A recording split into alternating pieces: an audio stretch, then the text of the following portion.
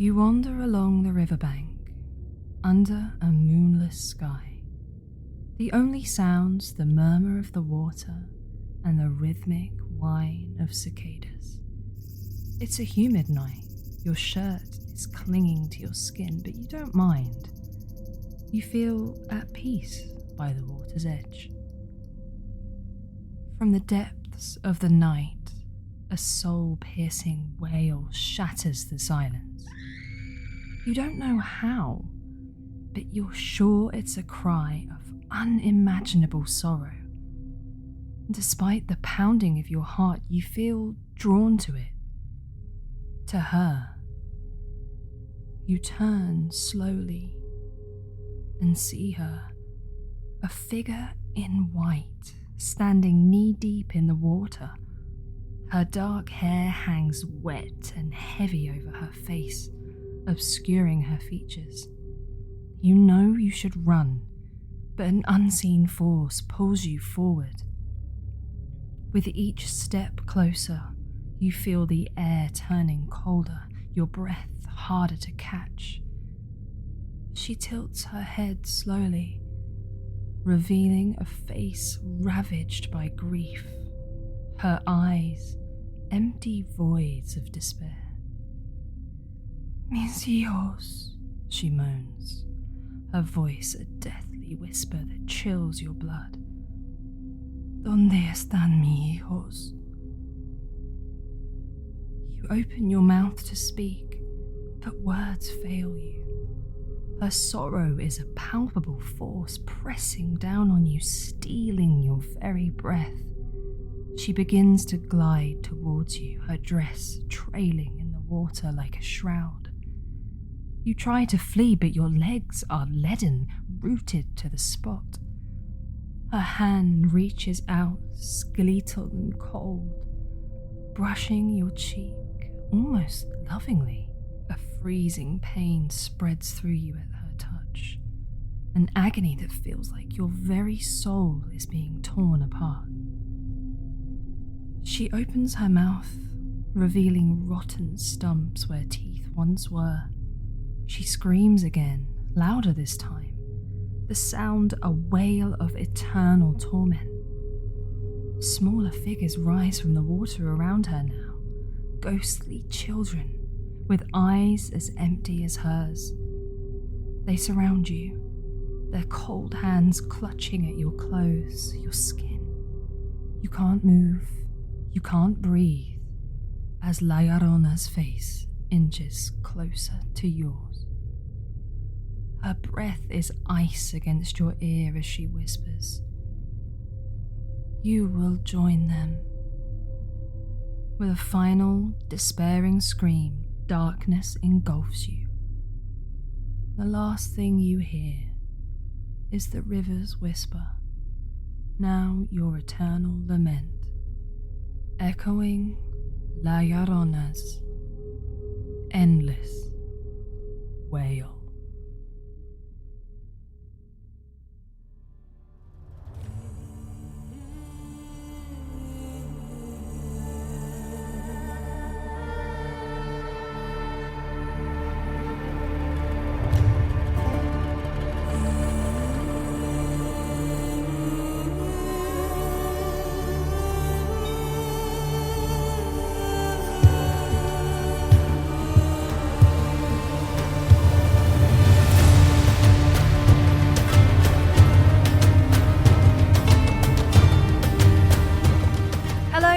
Welcome to Ladies of Lore, the podcast where we unravel stories of women in mythology and folklore from all over the world and take a look at the ways they are woven into the very fabric of our culture.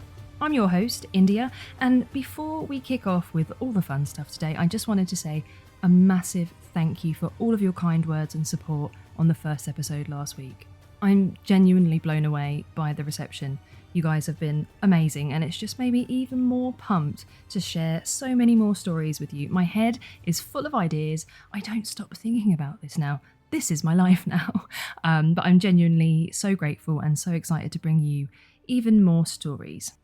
If you're new to the podcast, welcome on in. I really hope you enjoy it here. So get yourself something nice to drink, maybe a snack. I'm partial to a baby bell. And let's begin.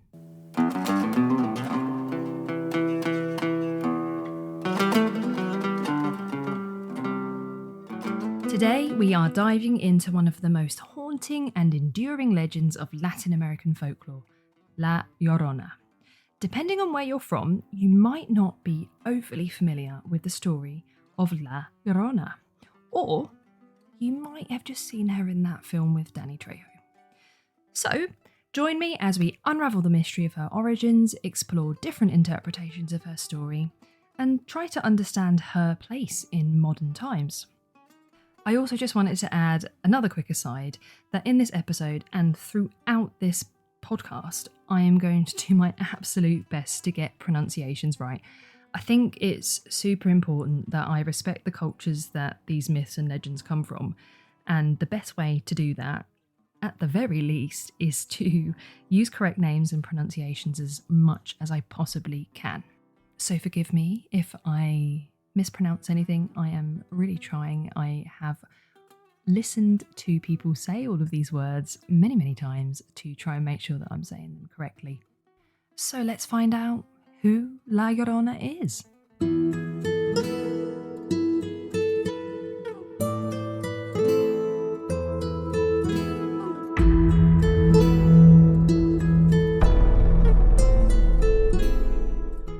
La Llorona, or the Weeping Woman, is a ghostly figure that has captured imaginations and fears of many across Latin America. I'm told that generations of Hispanic children have grown up absolutely terrified of La Llorona.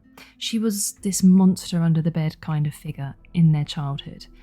And as someone who was scared of literally everything as a child, I can relate to this. La Llorona is absolutely terrifying to look at. Think the girl from The Ring who crawls out of the TV kind of vibe.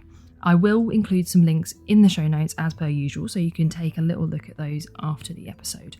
Or now if you want. That might help you moving forward if you know what she looks like. Although there are varying versions of the legend, typically it tells of a woman named Maria. She was the most beautiful woman in all of Mexico, and she was very much aware of that.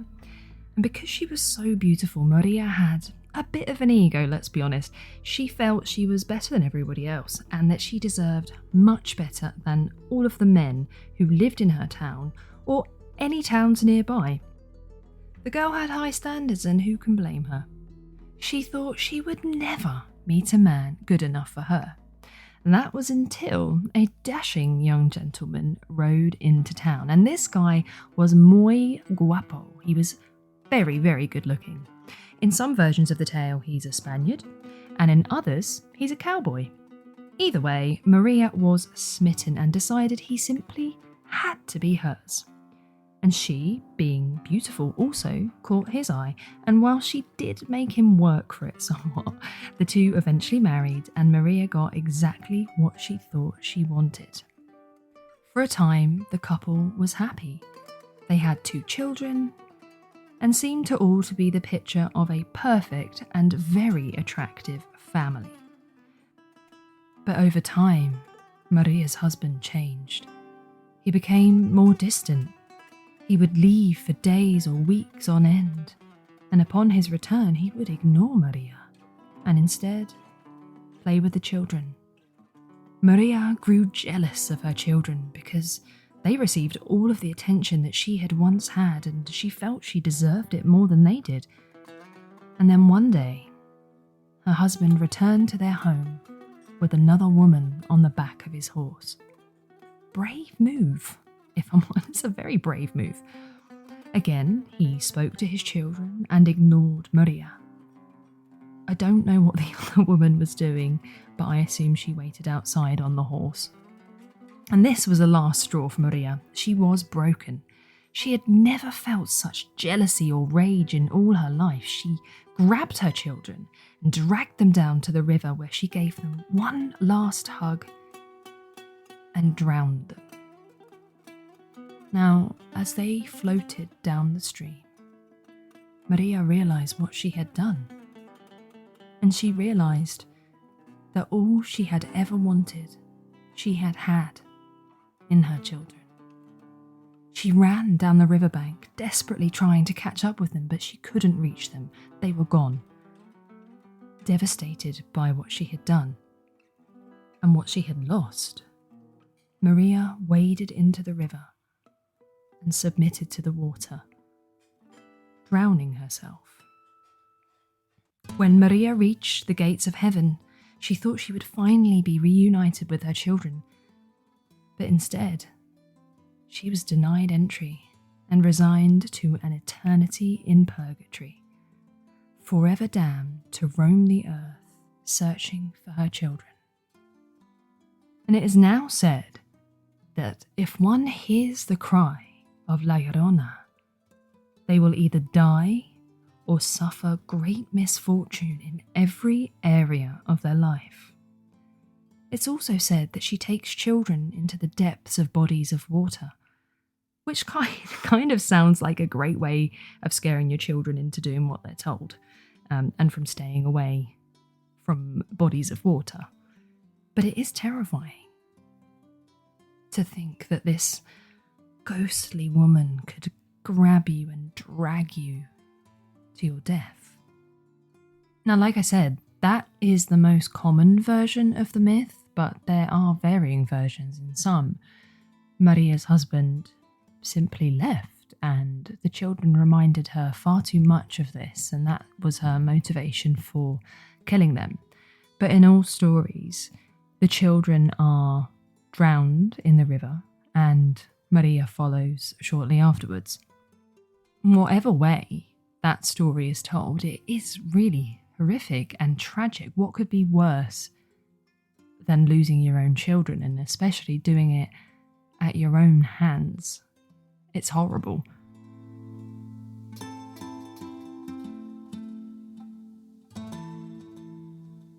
So where did this terrifying tale come from? The origins of La Llorona are as murky as the river she said to haunt. La Llorona is a fantastic example of oral tradition. And as I've said before, myths have a way of morphing to fit the time and place they're being told in. Some believe her story dates back to the pre-Columbian era, with possible roots in Mesoamerican cultures.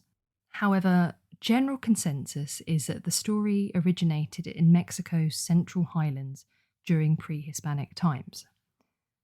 But it wasn't until the 1550s that the first documented record of the myth was officially produced in Mexico City. Nevertheless, scholars have connected her story to several Aztec creation myths. One theory links La Llorona to the Aztec goddess Ciacotl, a deity associated with motherhood, fertility, and war. Known as the Snake Woman, Ciacotl was a powerful figure in Aztec mythology. She held a place in the Aztec pantheon and embodied the sacredness of motherhood and the indomitable spirit of women. And she was often portrayed carrying an empty cradle, symbolizing her lost child and her eternal mourning. Her cries were said to echo through the night, warning impending doom. And the similarities to La Llorona are pretty clear here. So could it be that stories of Aztec goddesses have trickled through time and ended up as the weeping woman mourning the children she drowned? And other theories link La Llorona with the Aztec goddess Coatlicue, who was the goddess of earth and fertility and life and death. She represented the duality of nature and could both create and destroy. Coatlicue was venerated as mother of both gods and humans, a source of life and the host of the dead. It's easy to see how oral tradition and the telling and retelling and reimagining of Aztec myths could really be the way that La Llorona came to be. And yes, these Aztec goddesses are on my list to cover on a future episode, so keep your eyes peeled because they really are fascinating, really, really interesting, and I almost lost myself in the research for this podcast looking at Aztec goddesses, so I will be circling back to them at some point in the future. When Spanish colonizers arrived in Mexico in the 1500s, they brought with them their own folklore, their own myths and legends, which went on to mix and mingle with indigenous tales to bring new stories and new interpretations. And I've said this before, but I really do think this is one of the most wonderful things about myths. And subsequently, La Llorona's tale evolved, blending elements of indigenous beliefs with Catholic tradition. And these themes that we see in the story of La Llorona, these themes of redemption and eternal suffering and punishment for sins, they are all such a prominent feature of Christian Catholic tales, and these ideals weave their way into this story to create somewhat of a mashup, if you will, of these two different cultures. And I don't want to overuse the word cool in this series, but it is cool, isn't it, to think about how these two cultures from, totally different parts of the world brought their own ideas and values together to create this myth.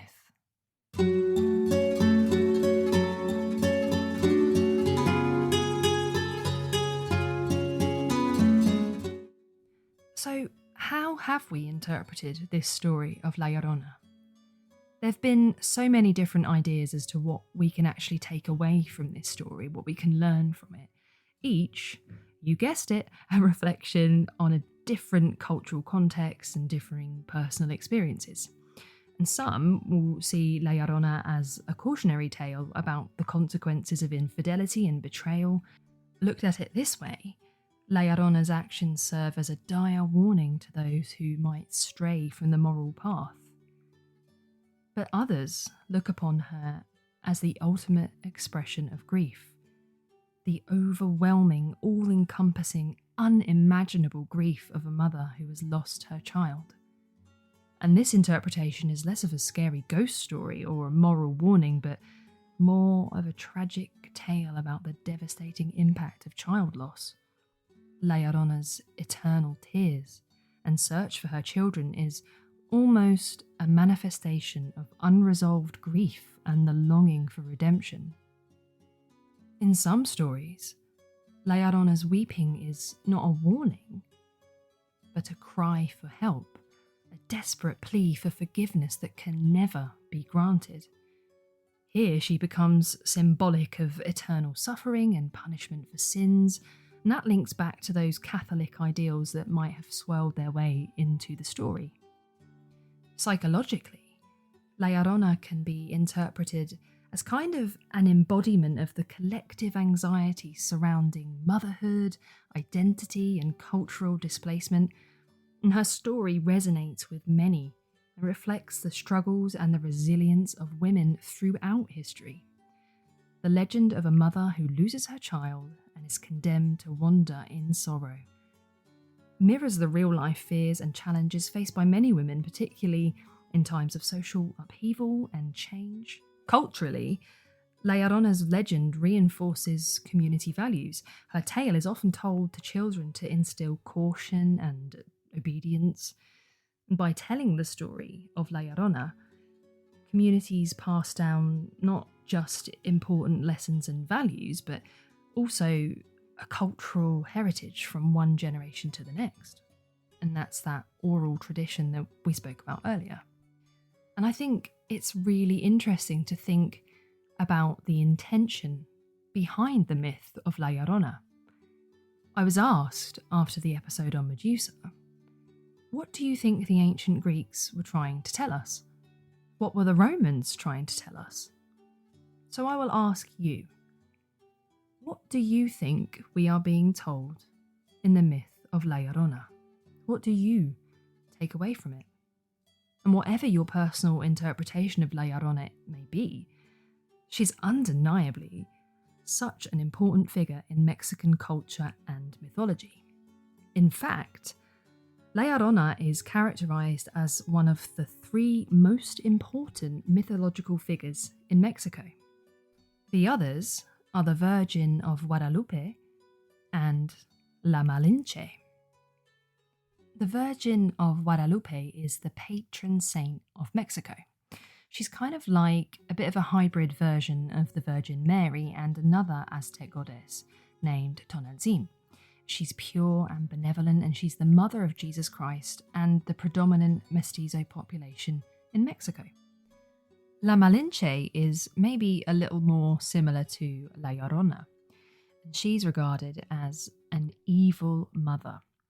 She's perceived as the mother of the first Mestizo, but also as a traitor who aided Hernan Cortés in conquering Mexico. And she's also been deeply, deeply ingrained in Mexican culture for absolutely centuries in the same way that La Llorona has. And isn't it fascinating to think that these three figures are firstly all female and secondly all matriarchal figures, and they are all so deeply important in Mexican culture. Now, if you're into your ghost stories and the paranormal, you might very well have heard of one of the white or grey ladies that haunt various locations across the UK.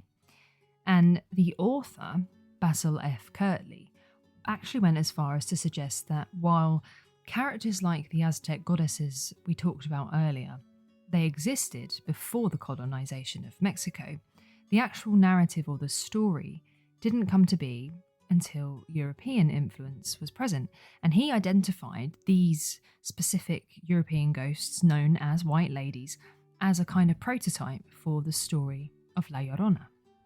And he acknowledged again that these goddesses and gods existed in Aztec mythology, but it was actually during the colonization of Mexico that Europeans brought that narrative element to the tales.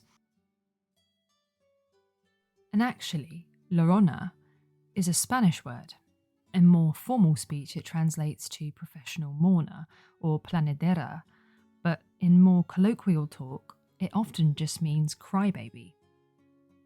La Llorona was not an Aztec or pre-Hispanic name, but rather a Spanish one. And that actually might explain why there are no written references to La Llorona until after the Spaniards arrived in Mexico.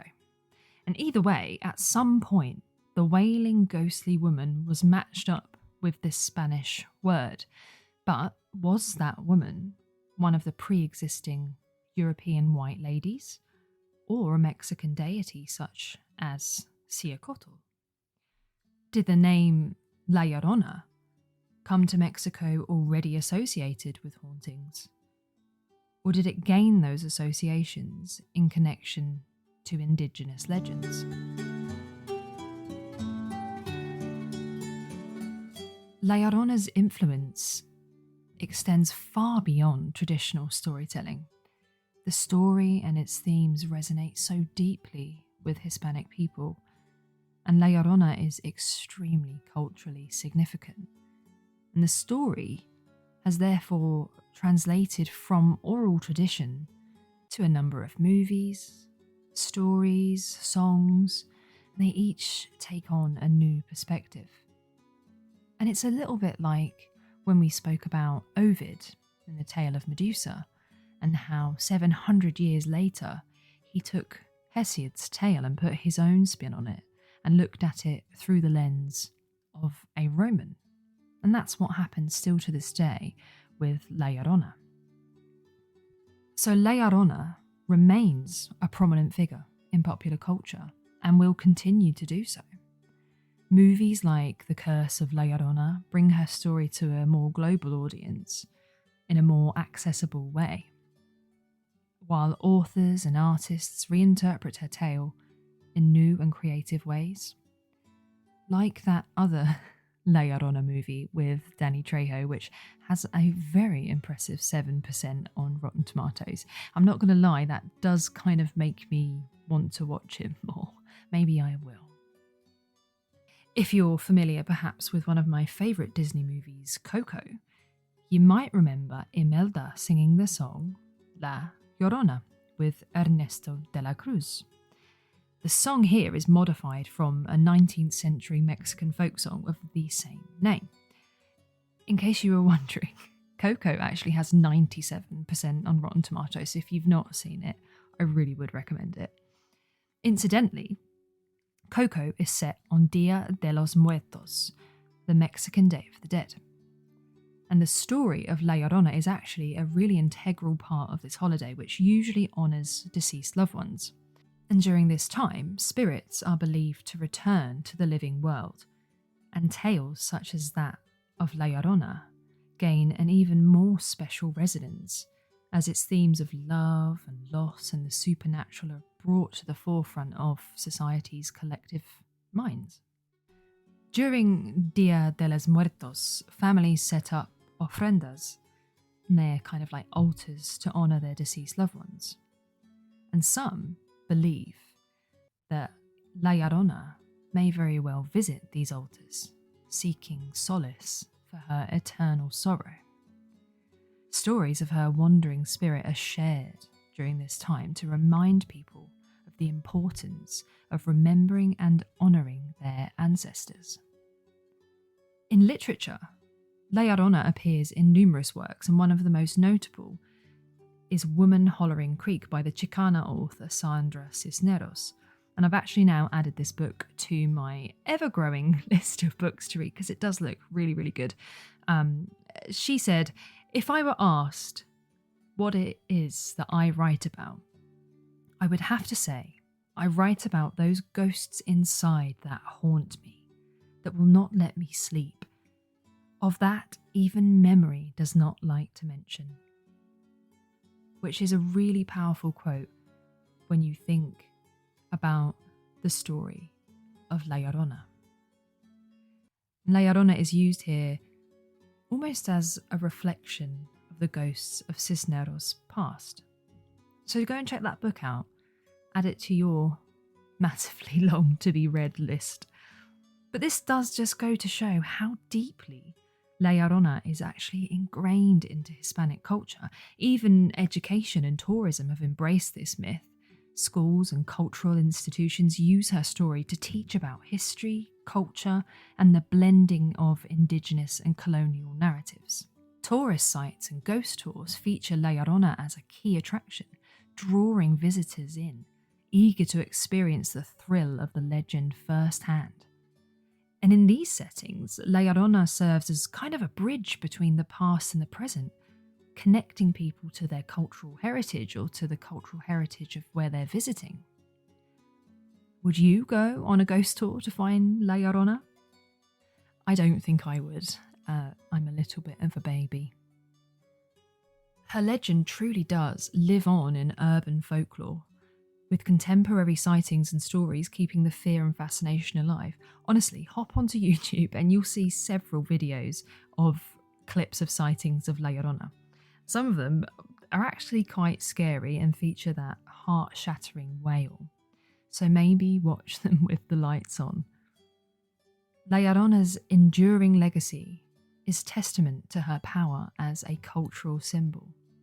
She embodies a complex mix of fear, sorrow, and resilience, capturing the imagination of generations and adapting to changing times.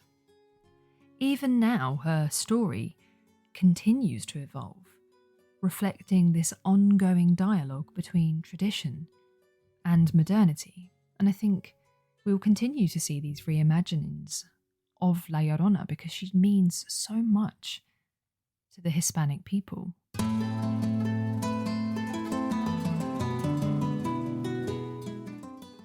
As we've explored today, La Llorona is so much more than a simple ghostly myth.